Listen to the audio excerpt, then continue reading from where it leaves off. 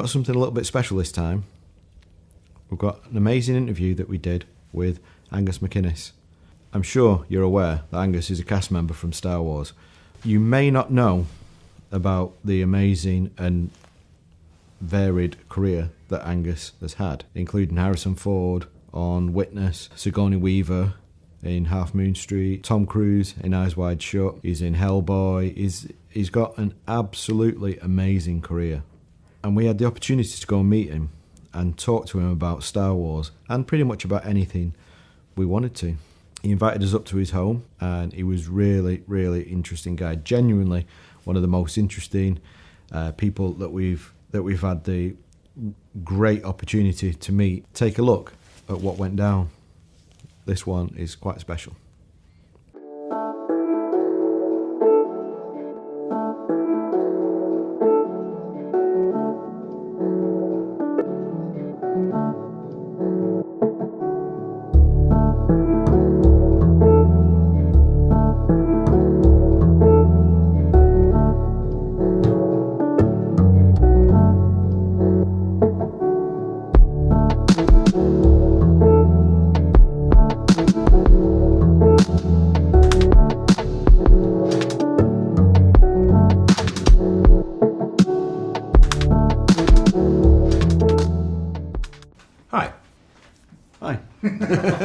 Really good to meet you, Angus. Good to meet you too. It's lovely. So, I suppose we should probably start with talking about Star Wars, which is why we've come to see you today. And I know it's a tiny, tiny part of your career, which is an amazing wealth of productions that you've worked on. Well, if we start with Star Wars first of all. Sure. And probably the first question that I would ask is, you were a Y-Wing pilot. Yes. How often have you corrected people who assume you're an X-Wing pilot? I've lost track. I mean, yeah. Is it just... Well, some people just don't get the difference, because it is...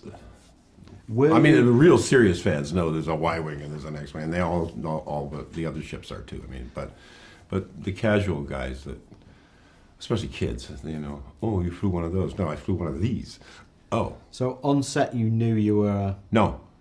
I had no idea. You see, I mean, this is the problem with the script, was that we got this script and it said, the TIE fighters swoop in, and you go, what is a TIE fighter?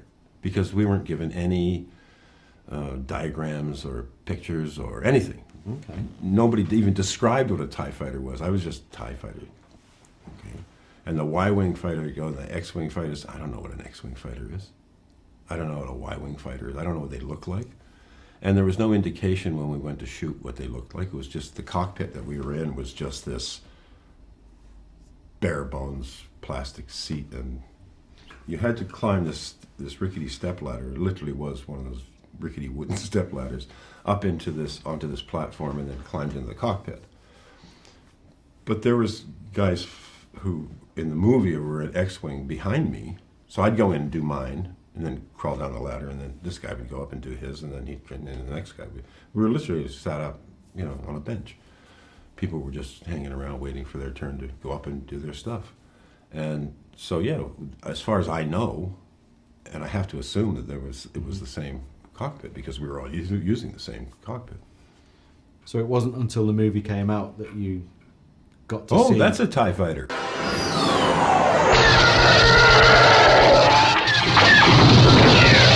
Red Leader, this is Gold Leader. We're starting our attack run. How has it touched your life in other ways? So you've obviously done all these other productions, which probably you've obviously felt your performance was much better in, and they mean more to you than this. But yet, and I don't mean that in a disrespectful way about Star Wars, but then there's something about that Star Wars thing that crazy fools like us are still fascinated with, even all this time later. I love it. I mean, it's just a really odd thing. I mean, and it truly is very strange. But like you say, I mean, there's been movies where I did a film called Atlantic City with Susan Sarandon and Burt Lancaster. You beat the hell out of her as well in that film. Yeah. I seem to remember. And she did the same to me. But I mean, that was a magic film. I mean, doing it was just electric, and it was a beautiful picture. And I worked with Burt Lancaster, for God's sakes. I mean, you know, it's one of the gods. When I was a kid, he was like one of the film gods. It was, you know, he was as big a star as there was. And yet it never has that sort of same cachet as Star Wars, which is basically a Western set in space. Mm-hmm. But, I mean, it's just when, it's like, I keep using the analogy of baking a cake, and sometimes you put all the ingredients together and the cake is crap. But sometimes you put all the ingredients together and everything's right, and you get this fabulous cake. And that's what Star Wars is. George Lucas just got it right. And it's a rare thing. Mm. You were involved with Rogue One as well recently, weren't you? Yeah. I mean, I didn't have to do anything except go down the road and go into a sound studio and talk. But I mean, it was fun seeing where it appeared. And it's like, you know, the cavalry arriving. Yeah. I mean, it's just that. It's the thing that when I fell in love with movies in the first place was that I recognized immediately. The first picture I did was with Norman Jewison, Rollerball, and I recognized another sci-fi cult classic. Yeah.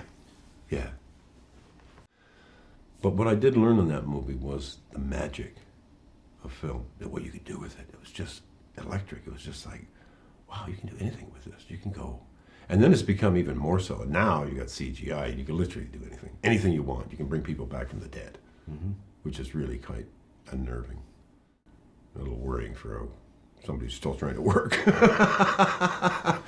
But Yeah, you know what I mean? It was just that fabulous knowledge of, wow, the potential. I knew about stage, and I knew you could do a lot with stage, but you couldn't do with stage what you could do with a film. I mean, that you can change realities. And that's what Lucas did. He brought people he immersed them into a different world, and they immediately went, wow. Cool. And he made it a believable world. Yeah, totally. Yeah. The way he distressed space and... Yeah, and gave it one of the best things for that is the cantina scene. Everybody's sitting around, it's just like a bar, and it's like, you think, everybody identified with that immediately. They went, oh, yeah, I know what that is, it's a bar. Because everybody was behaving properly, including the fight, you know, I mean, even the shootouts and things. It was like, you know, the Western saloon, you know. Yeah. Fantastic. And to create those textures was just magic.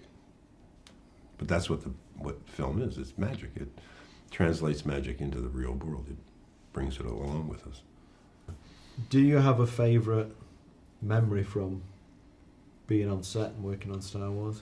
I suppose spending a bit of time talking to Carrie was really nice. But I was really just talking to another actor, this young, pretty girl that, you know,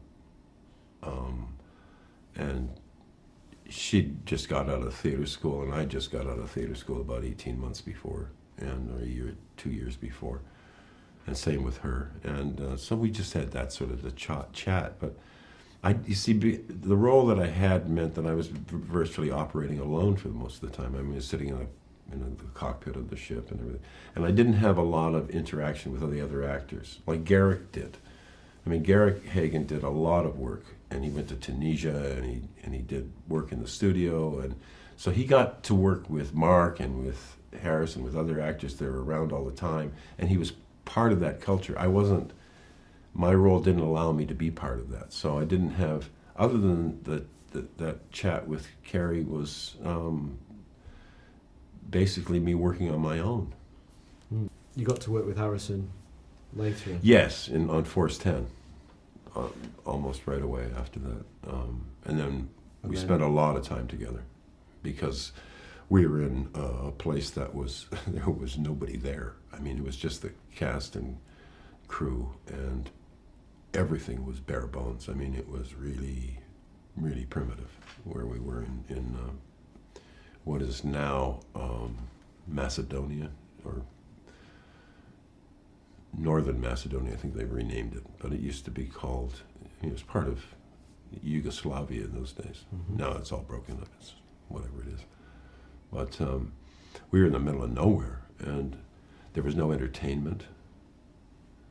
they had a local shop. We were in this village, and it had a hotel, and there was another hotel that had been condemned. They put the crew in that one. It had no running water, seriously, and no heating. And after the day's shoot, the crew would come back, and we would just hand them our hotel room keys, and they would go have a shower in our rooms. And the showers were, the whole place was just as primitive as can be. I mean, it was just really basic. And they had one local shop in the little village, and all it sold was, I mean, literally shelves of vodka. And a lot of that Eastern European really thick juice, orange juice and apricot juice and things like that, you could get a lot of that. And a lot of vodka, and that was about it. That's about all they sold. So we would sit in the hotel drinking a lot of vodka, playing cards, and be bored to tears. And then, but we did some nice work. We worked, and I thoroughly enjoyed working with Harrison. He's a very good guy to hang out with. And then you worked with him again on Witness. And then on Witness, yeah. I think yeah. he finishes you off in that film, doesn't he? Finishes you off in that film, doesn't he? Yeah, yeah. Almost everybody finishes me off. So, yeah. But that was an amazing picture because, you know, it's like, you know, Peter Weir is maybe one of the most creative directors I've ever worked with. I mean, ideas that just were like, I went onto the set and we had to kill this right at the beginning of the movie. And so we'd been working on it for weeks, and I don't know, a couple of weeks, and we had to do this killing scene. And I had done Atlantic City where I'd killed somebody with a knife. And so we were supposed to kill this guy with a knife, and I was like, oh God. I started to panic, and I spent the whole night making notes, and I couldn't sleep. And I thought, what am I gonna do? What am I gonna do? Killed somebody with a knife already, and it's like, I don't wanna do this other thing that'd be the samey thing, and I'm worried about it. I was just pissed, went back and forth. And I went onto the set that morning, and I was eating my liver. I thought, this is going to be terrible because he's going to ask me what I'm going to do. And I'm going to say, I don't know. I haven't got a clue. And I watched Peter get up, and he came over to me, and he said, give me your jacket. I had like a windbreaker, just a light jacket. He said, can I borrow your jacket? And I said, yeah, here, Peter. Off he went, and he took the actor that was who was going to be killed, and he put him in front of a urinal, and he said, and Peter walked around with this jacket, and he was like holding it, and suddenly he turned around, and he took the jacket, and he popped it over the guy's head and pulled it, so he had effectively a hood over his head, and it was like an execution, and this lightning bolt just went right up my spine. It was just like this electric charge. I just went, and the wind went right on me. I couldn't believe how clever he was, because he solved the problem just with one movement, and it was so economical and so simple and terrifying. This guy's face was, you could see his nose, and it was like that, and then Danny Glover comes in and stabs him, and I was just like... You've worked with some pretty amazing people. Been really lucky. Is there anyone that you've not worked with that you would have liked to have? Yeah, David Cronenberg. I interviewed for a picture with Cronenberg years ago in Toronto, and I thought, yeah, I'd like to work with this. This is when he had done Scanners and his early, really... Yeah, Rabid, that kind of stuff. Yeah, Rabid. And I forget what the picture was, but I didn't get the job. And I always regretted that. I always thought, rats, I would really like to have worked with Cronenberg. Yeah, there is an obvious link as well with Cronenberg and Clive Barker. Yeah. Clive Barker was an an interesting guy. I mean, so approachable. And so, you know, just chat with you. I mean, really nice guy. And I didn't know what to make of him at first. And then, but at one point we were shooting, and he said, why don't you come up to the sound booth? I went up to the sound booth. His parents were there. He introduces me to his parents. And he says, sit down, let's watch some of this. And I sat there with his parents and with Clive, and we sat there and watched for about half an hour. We watched watched some outtakes and some rough cut. And I was like, and then I left. And I thought, that's so unusual. I mean, what a bizarre thing to do, but what a nice guy. And it's, yeah, really interesting, you know? Yeah. I like Clive a lot. I went, yeah, People don't do that normally. I mean, they just sort of, most people are a bit standoffish. He went, no, come on, let's go see this. Yeah. It's my mom and dad, by the way. I was like, really? So we've got the helmet. Do you want to have a look at it? And Wow. does it bring back any memories? Yeah. Of course, I've seen similar, but not the same. But this is great, and I love the way you've distressed it. I mean, it's just, some people over-distress it, you know, or they don't distress it at all. It looks like it just came out of the box. But this looks like it's been worn. It looks like it's been, yeah. This is wonderful. Well, you can't beat that with a stick. That's great. You'd hand paint everything? Yeah, you would have to, wouldn't you? I think there are some decals on there, but Well, yeah, but I mean, most of the but all of this most stuff. of it is hand painted. Yeah, all of that is hand painted. Yeah. Brilliant. I mean, what more could you want? What more could you want?